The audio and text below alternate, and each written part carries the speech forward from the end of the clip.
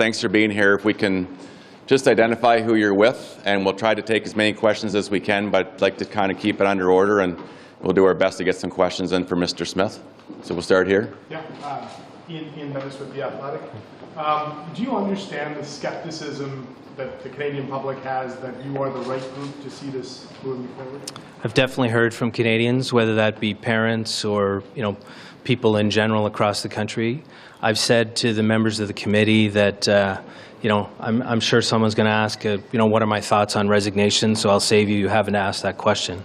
I believe that I'm the right person to get Hockey Canada to a better place, and based on my experience, I'm committed to do that. I'm driven, I'm passionate, I'm a hockey dad, and I'm not proud of some of the incidents that have taken place. I'm not. But I believe in my abilities. I'm driven to get Hockey Canada to a better place.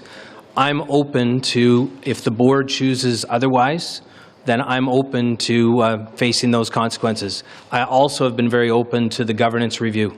And so if someone determines that there's a better person to lead the organization, even though I've been in the chair for, 27 days, I'm prepared to face those consequences. I can't say it any different, and I know that that's a question that some people had on the way in, and I answered on multiple occasions inside the room. Thanks. I'd like to have Mr. Smith also answer another question we've had from quite a few people about the World Juniors here in August in Edmonton. So, Scott, if you can speak to that.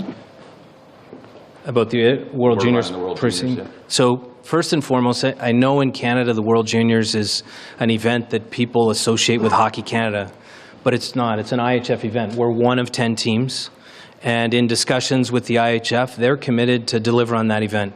We, unfortunately, because of COVID and some problems at Christmas time, we couldn't finish the event for this age group. And the IHF and ourselves committed to deliver that in Edmonton from the 9th to the 20th. I apologize. I used to know those dates off the top of my head better.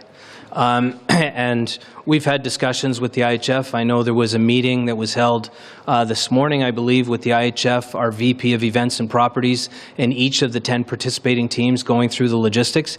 The IHF is committed to deliver this event for the age group that deserves to be there.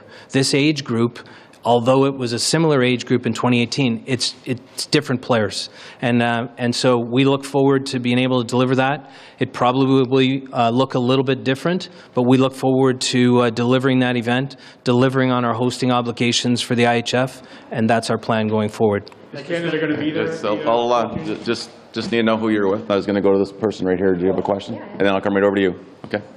Sarah Ritchie with the Canadian Press. I'm actually just hoping you can clarify one thing. The $7.6 million that's been paid out, does that include this current case? No, it does not, because our audited statement won't be completed until just in advance of our annual meeting. Okay. We'll go to the gentleman right here. Paul Brandt, Sportsnet. Will Canada be at the World Juniors? Yes. Yes. Yes. Mackenzie Gray with CTV News.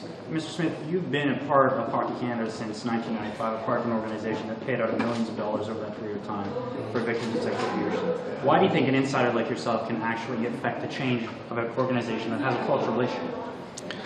Well, I've been with the organizations in multiple roles. I think I've proven to the leaders of our organization, meaning the board of directors, that I have the skill set and the ability to take the organization to the next level. I've done that on different topics over my period of time with Hockey Canada, and I believe that the board right now believes that I'm the person that can take us to an even better level for hockey, and hopefully we can be a role model for sport at some point in time. I'm going to go to you here, and then we'll go to this gentleman here in the front.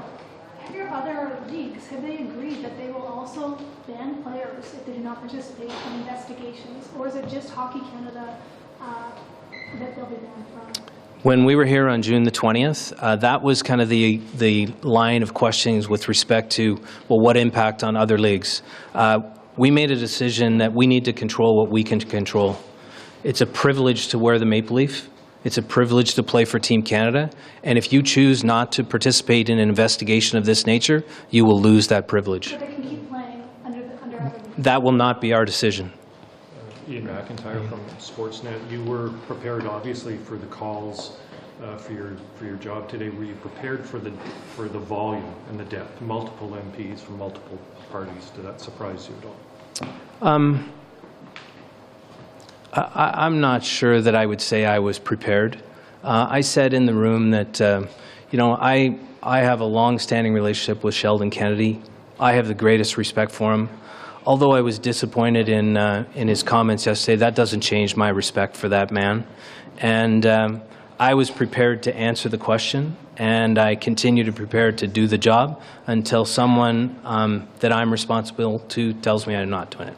Thanks. We'll take one more, and then from the droit. You spoke at length regarding the victim and the woman that could have been involved in such matters, but you didn't talk about the young players that are involved.